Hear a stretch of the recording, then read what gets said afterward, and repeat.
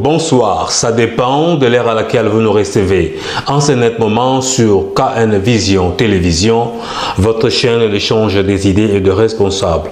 Un grand merci à Bandeko Nyonso, Bazaolandabiso partout dans le monde entier. Un grand merci à Bandeko Bazali qui participe à une émission Tobanda qui hier na rubrique de monsieur Asiga que demande le peuple. Il y a un autre bagage qui le balai sous mingité. Balanda qui micho de ko sala. Toujours pèse 7 minutes na Bandeko Nyonso Bazolanda biso pour que Congolais Nyonso aille bako répondre. Que demande le peuple? On a beaucoup demandé, les Congolais vont souffrir, tous en mingi à Koloba, mais toujours au solon mingi, le WhatsApp group, on reçoit même le WhatsApp group, mais je dois décider qui tout ça là que demande le peuple pour que Moutouniou soit au tel abisso, azana le Koloba. Ngana au kamo mingi, tant aux opportunités oyo, tous au Kolobate. Mais pourtant, tous en critique, kofinga. Et on te dit que 2022. Toya na makanisi mususu. Le tozali vendredi le 31 décembre 2021 jour ya suka ya année bonne année na bino nyonso tout bandeko banan ba s'abonner s'il vous plaît boy ba ko s'abonner pour que en 2022 toy ba susu ko sala makambo kitoko oyo Italie République démocratique du Congo. Awa to sala ba débatté, awa to sala ba analyser to tikaka congolais ayi ba ko s'exprimer abimisa oyo nini ezali na kati azako kanisa pona mboka na ye. Le tozana que demande le peuple? Réponse, il y a Papa Damien Aziwa. Que demande le peuple? Papa Kakuji. Que demande le peuple? Papa Timothée na Suède. Que demande le peuple? Papa Moïse Vango na Espagne. Tokobandana, que demande le peuple? Il y a Lelo na Papa Nabiso Damien Aziwa Azala na France, na Paris précisément. Mais à ça déjà 6 mois na Kinshasa. Toyo Kaye. Na Zouib Sabino ba o bazo utakuna bazo koloba kembo keza bien. Que demande le peuple selon Papa Damien Aziwa?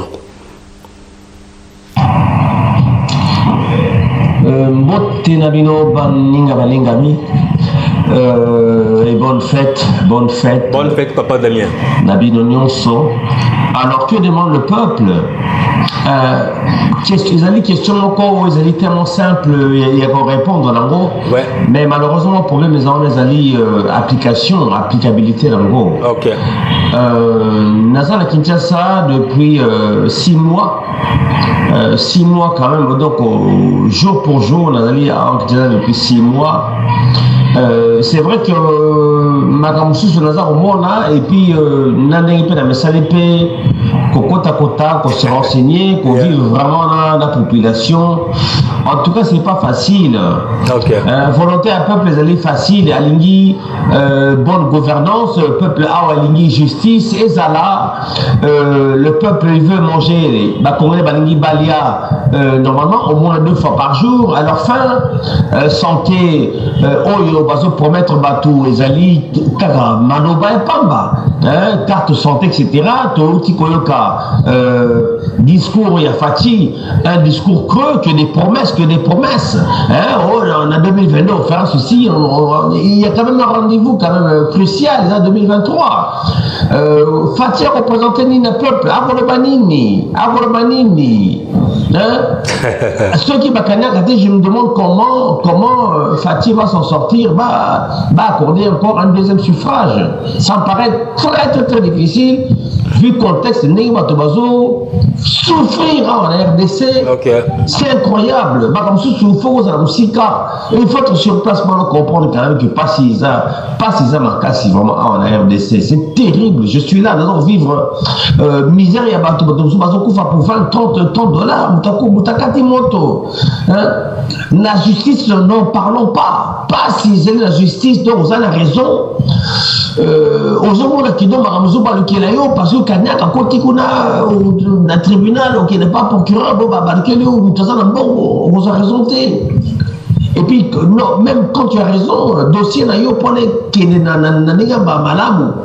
Face à Moutoro, mais ils allaient chemin de la croix, c'est incroyable. Alors la santé, n'en parlons pas.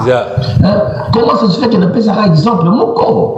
Comment ça se fait qu'il y a des hôpitaux, aux cliniques, hôpital, oxygène les alités. Monsieur Bazakout, donc, Bazakout, la chirurgie à peu près lourde, mais Bazan le matériel adéquat. Mais, Bazan l'existence, Bazan Salam, Bazan opéré la déconnexion terrible, cruciale. Que demande le peuple? Le peuple veut justement un vrai changement. Merci. Le peuple il veut un changement. Le vous allez beaucoup trop cher. Niveau de vie très bas. Quelles sont les usines? Ma voyage, il y a Fatih et apporté concrètement. J'ai dit concrètement la peuple. Et ma voyage à Fatih à travers le monde, ils ont apporté ma conseiller, ma voyage, ma frais de mission, ma frais de séjour. Oui, c'est rentable pour eux. Mais pour le peuple français, pour le peuple congolais, Wapili Tomba. Wapili Tomba, il y a un voyage, Wapili Tomba, il y a une sortie à gauche, à droite, etc. Aller-retour. Il n'y a rien, il n'y a rien, il n'y a rien. Pour ça qu'on a même sur le terrain, Maï et Zali Passi. Maï va côté, il y a des quartiers où Maï et Zalité. Alors, électricité, n'en parlons pas. Donc, c'est terrible. C'est-à-dire que malheureusement, ceux qui voient la télévision, aux autres d'informations, ben, tu crois que beaucoup voient, donc c'est terrible, on dirait le paradis. Donc c'est la poudre aux yeux, ma discours, il y a un dengue, ceci, cela, à visiter, mais qu'est-ce qui a changé fondamentalement? Namboka.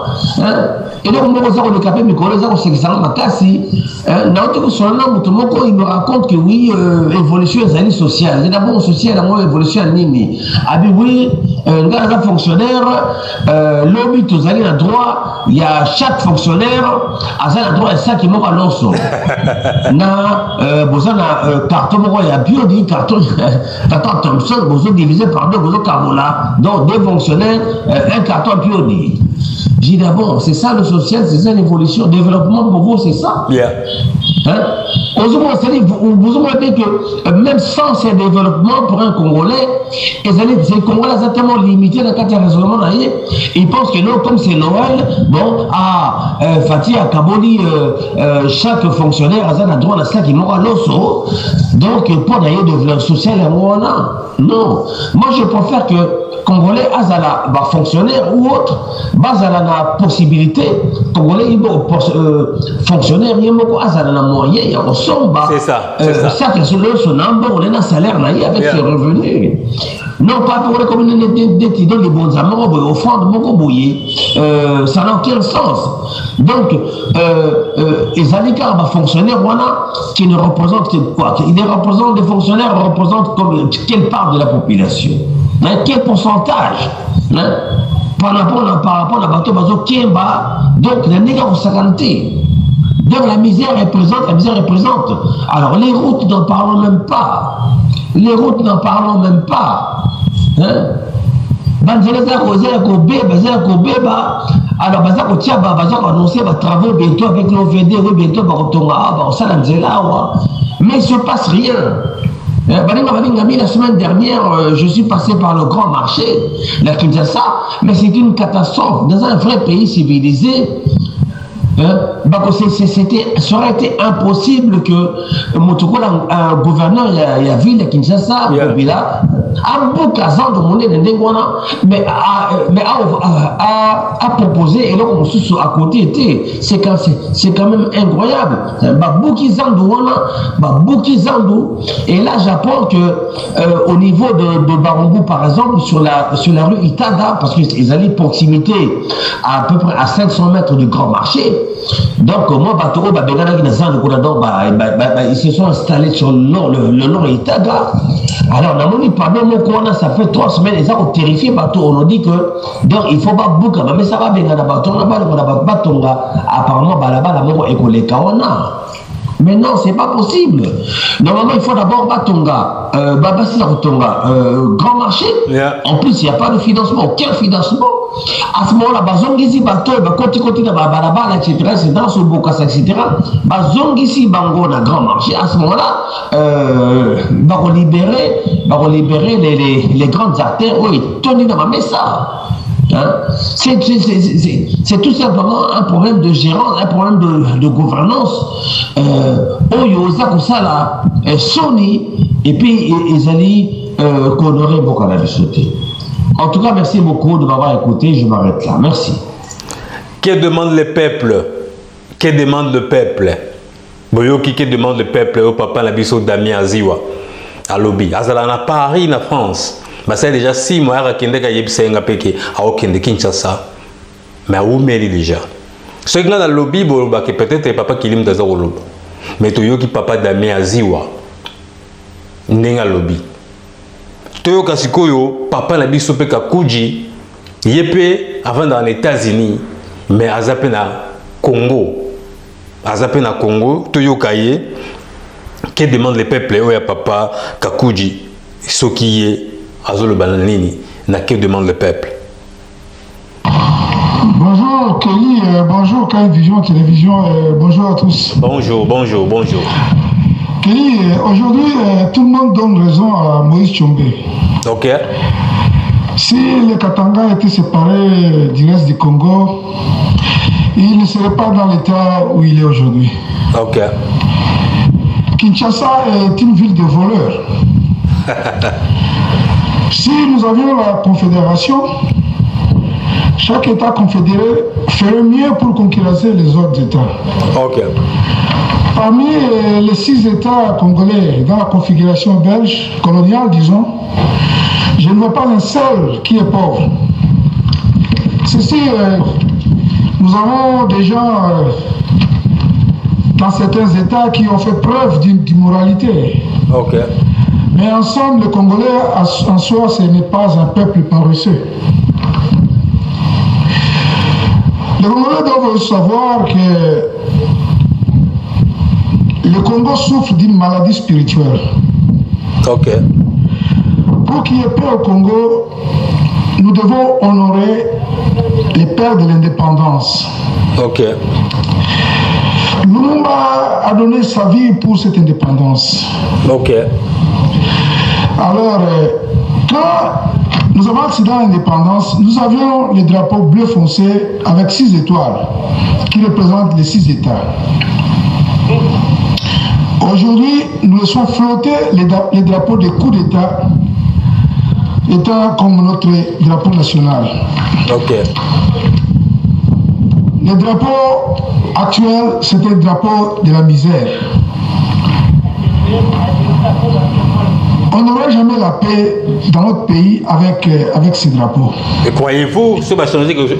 Sauf peut-être la séparation qu'on appelle communément la balkanisation. Ok. Vous vous rappelez quand nous est passé au pouvoir, il a ramené le vrai drapeau de l'indépendance. Et vous avez vu les choses changer en peu de temps. Il y a eu de l'ordre un peu partout.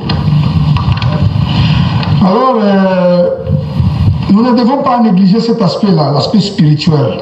Ok. Ok. Parce que les gens agissent comme des sorciers. Tous ceux qui passent au pouvoir, c'est des margoulins, des malhonnêtes, des bandits, des voyous. Alors pourquoi est-ce qu'ils agissent comme ça?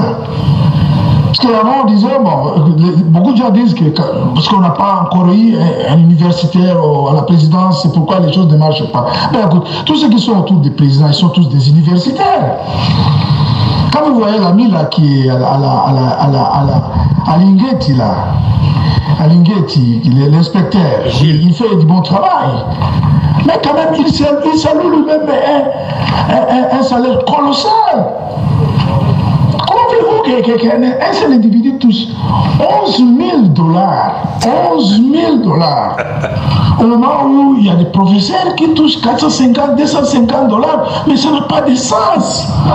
Il faut qu'il y ait l'abnégation dans ces pays. Il faut qu'il y ait l'abnégation dans les pays. Okay. Nous devons quelque part nous sacrifier. Essayez de voir ce qui est bon pour tous les Congolais et dans l'ensemble de tous les Congolais. C'est-à-dire qu'il y a une tarification des salaires pour que tout le monde essaie de nouer les deux bouts du mois. Mais cela n'existe pas au Congo. Ça n'existe pas au Congo. Le président lui-même, il cache son salaire. Il ne veut pas dire combien il touche. Vous voyez? Ok. Alors, je pense que si si on instaure le système fédéral ou confédéral, il y aura de l'autre dans le pays.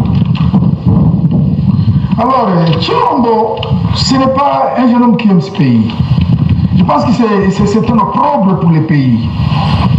Il mérite peut-être d'être gouverneur dans sa province d'origine, mais parce qu'en voyant la situation économique et sociale, c'est une catastrophe. Il n'y a rien qui marche. Les gens vivent dans la misère. La misère est encore plus deux fois double qu'à la période du président Kabila. C'est inacceptable. Bon, actuellement, notre président est en train de faire du tourisme. Bon, enfin, écoute, après avoir fait le tourisme du monde, maintenant, il est en train de faire le tourisme à l'intérieur du pays. Et là, tout le monde a vu comment est-ce que sa voiture s'est enlisée dans la boue. Là, il a compris que les projets là, les projets de 100 jours, les projets de saut de mouton, que c'était un projet imbécile. Parce que le voilà, bon, on vit aussi tout le monde, on a vu sa voiture s'enliser, il était dans l'ornière. Et il ne peut pas y sortir. Ça, c'est une honte. C'est une honte nationale. Ok. C'est une honte. Vous voyez? Alors, je pense que la solution, c'est de les voir partir. Lui, avec toute son équipe. Tout le monde veut à ce qu'ils partent. Et déjà, les gens à qui il a donné l'espoir de piller, disons les Ougandais, les Rwandais, les Tanzaniens, ils veulent qu'ils restent là-bas. Et que nous, on continue à souffrir. C'est un peu ça qu'il dit. Ok, merci beaucoup. Bye bye. Que demande le peuple? Que demande le peuple? République Nabino Yangoyo. Fongola mutema loba. Nyozo kantapo na mboka na yo. Na ndenge ya malamu. Pe na ndenge ya mabe. Que demande le peuple? Peuple congolais a souffrir. Peuple congolais nini to salité. Ndenge batu na biso ya impère bayembaki. Que demande le peuple? Tioka que demande le peuple? Ya papa na biso Timothée na Suède. Tokoyoka qui demande le peuple, il y a papa Nabiso, Moïse Vango, na Espagne. Baron a déplacé, Baron Bazan, papa Timothée dans la Suède. Ce jour, il y a des gens qui ont Nabiso Piaye. Jour, il y a Congo, s'il vous plaît. Papa Nabiso Moïse Vango, peut jouer au Kende, Européen Nabiso Piaye, Nengue Tozoyoka, papa Dami Aziwa, Nenga Pessibiso, avant d'aller à Paris, mais à Kinshasa. Papa Nabiso Kakuji avant dans les États-Unis, mais azana Katanga, Togoyoka pe, ba version ya bande comme sous Nengozala. Toyoka, que demande le peuple? Il y a Papa Timothée. Alors, moi, belé, Papa Timothée, alors, belé, alors, presque 22 minutes, mais moi, tous on est sur ça, Togoyoka, na Nabiso wa Mouké, comme ça, Togoyoka, que demande le peuple? Il y a Papa Nabiso, Moïse Vango, na Espagne. Bonjour, bonsoir, Kerry Brown. Contribution à moi, mais ils vraiment moulaïté. Ils ont moulaï. Tout d'abord, on a pu s'imvoter dans l'Andinion Soro et Rolanda Bisso. Ok, merci. Donc, on a vraiment chaîne les zones pour couper sa idée pour la mboka na biso. Ok. Moi, et là, on a vraiment. Bolingo nanu liboso kati na biso. Soki bolingo ezali te quelque soit tokoki kolela ndenge nini. Moye vraiment tozala malamu eza te parce que Seigneur Jésus-Christ avant akende kana nini na avant kutu babaka ne koloso asama na badisciple alobi na bango liloba moko abi mobeko ya natikeli bino eza bolingo. Bolingo boyina ata bolinga ata bandeko na bino peto ata bayini na bino bolinga bango. Ezozanga biso na Congo ya mbwana. Banguna ya Congo eza biso moko bana Congo. Très bien. Je vous l'ai dit parce que tolingani te ata moke. talaka même na mboka na biso bino bato bauti Congo étranger bango bato bazokumisa soki mwana mboka bazokritike ye bazofinga ye mokonzi ya mboka bazofinga ye médiocrité bazofinga ye inconscient bazofinga ye aza incompétent même nzambe alingaka bongo te nzambe alingaka bongo te nzambe alingaka bongo te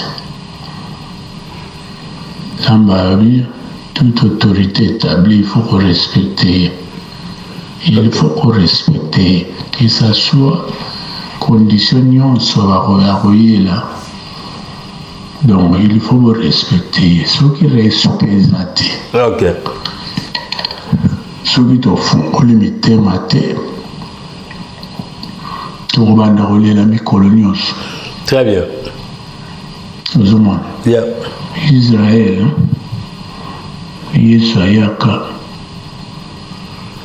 mais bayambaka ete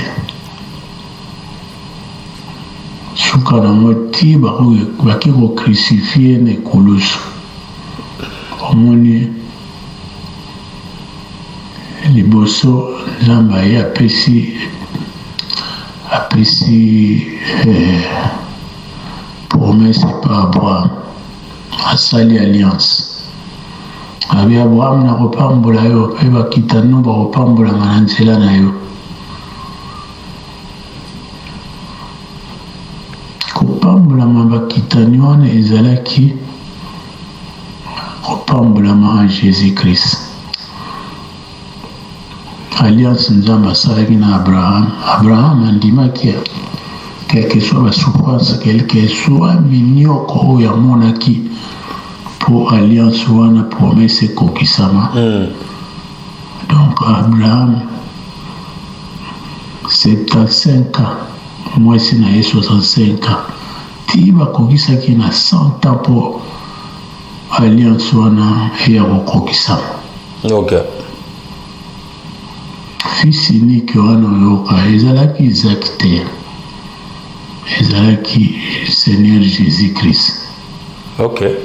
Alors eloko nini nalingi naloba bongo parce que biso tozomona makambo oyo na kimosuni mais tobosani na molimo tobosani nzambe olie biso nyonso tomitya na nzela nzambe tobondela mpona mboka na biso parce que na mboka wana banguna baza trop mboka wana ezala déjà vandi depuis tala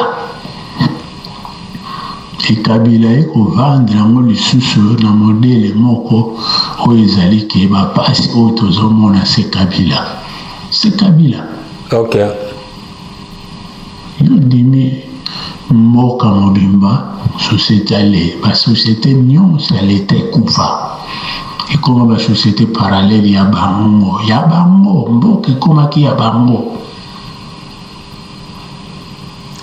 na bainstitution nyonso étranger azangi te. Ok. Mboka nini wana mboka nini na bainstitution nyonso tobandaki na présidence na gouvernement na ensemble na sénat na service de sécurité na armée na la police donc bainstitution toute na baprovince bisika nyonso na bavillage na ndeko na ngai yo ndimiki mboka wana mpo ebonga eza lelo crise wana yo ozomona wana baminere na mboka bapaya richesse na mboka bapaya na maboka bapaya plutôt mpo mboka ebonga eza lelo te eza lelo te narepetaka yango peuple azosenga kolia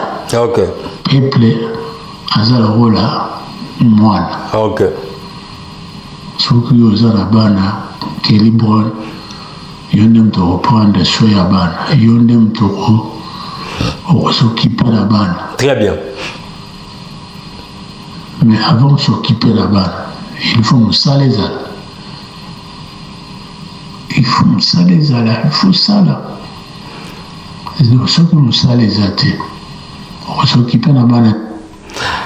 Voilà, bandeko ya KN Vision Télévision, boy banako limbisa papa na biso Timothée, azwa ki temps ebele, azwa ki presque 22 minutes, mais tobe tout à 7 minutes, les 7 premières minutes au repos toyeba ndenge nini tozo calculer ba temps na biso. Que demande le peuple magazine na bino yango yo? Que demande le peuple papa Timothée nga toujours ko tsanzambe parce qu'il faut comprimer nzambe. Choto tiki mboka na biso maboko nzambe te. Tu es sur qui est place nini. Yango papa Timothée yalingara toujours makambutu ezala focalisé dans Nzambe aweba ko aider biso. Que demande le peuple selon papa Timothée à pesi oyaye et que demande le peuple selon papa Moïse va en Espagne to kaye ce que le bénini na que demande le peuple.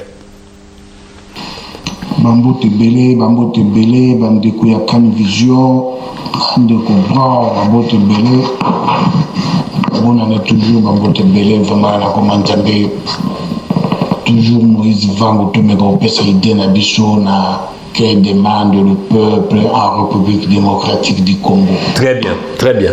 Na bandi eloko nini peuple aza kosenga très bien Congo. Très bien. Peuple aza kosenga makambo mingi te, peuple aza kosenga ta kolia na sécurité territoriale. Na bandi makambo kozala ebele mbala nsima lisusu to le bara chaque jour papa Moïse po biso tolingi totya mwa parole moke na ndenge ya Tshisekedi, Fayulu, Muzitu, Kabila, boye non. Alors on a solution kolia na sécurité des points. À travers l'idée na biso ko comprendre moke. Très bien. D'abord, au moni Congo to sala na Congo ba théorie basé belé. Les politiciens congolais la majorité bazali bateau balingi théorie. Balingaka pratique. Et pourtant politico mindele batongi poto ya li pratique et la théorie. Je me souviens tango ba guerre salama 14-18 40-45 banda ko sa poto presque kufaka. Mais batongi yango lisusu. Secret ya kotonga oyo secret RDC ko salela pour koma potence africaine et zamisato. Secret liboso. RDC a utilisé mai nango. Asa la politique a utilisé mai na pratique. Politique a utilisé ma belé nango na pratique. Politique a utilisé intelligence na pratique. Trois positions. Côté a utilisé ma belé. Exemple, na RDC va localiser ma belé oyo ya rouge. Na jaune macasse. C'est-à-dire la terre argile, va localiser en haut. Au moniteur, on paye le stade de martyr, na sena monu sa ma belle argile, ma belle na basala banjungu. Ma belle wande basala ba brique. Pour la relocaliser, nous avons un coin tout ya Congo, ma belle wana. Ba localiser ma belle wana, ba travailler avec ma belle wana. Basa lango ba brique, basa lango ba carreau, en millions, en dizaines de millions, à travers wana, ba otonga la Congo. C'est-à-dire RDC et ça la entreprise privée nationale et ça la ndenge na lobby, entreprise on est que nous localiser ba point wana, eza bel na bandundu, na ba Congo, na ba Mbujimai. Ezape na bamonga fula ko na belango ezape na bakinza vote ya mabelango yangwana ba localiser mabeli wana secret yangwana.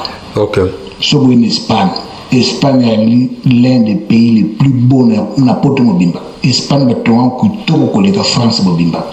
On a comme Espagne ta comprendre Espagne za kitoko koleka France.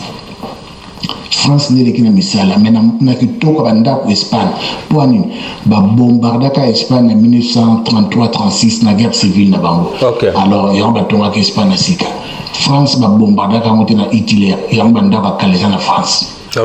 Alors Espagne tilo atongaka Espagne tilo atongaka banda kunango na ba brique et ba belo na lobby mabele kinja vetuna babanda ko tu ya Espagne batonga mabele o mabanga breaking mabele on eza na Congo l'état Congo fa koma ndenge basali bazu bambisi mo basali soki nini ba jonga na bibi ndenge na l'état fa koma wana ko gana akopesa garantie pour ça l'état tuni banda ko wana asali kompa l'état sali mo compagnie abendi batu ya mayele bazu entreprise wana on a lobby ba commencer bandako ma banque ba plutôt ba briquer à travers wana ba otongelango nouveau Congo ba localiser ba terrain mususu eza so na ma mingi congolais azelaka ka mundele azelaka égyptien pour batonga ville sika.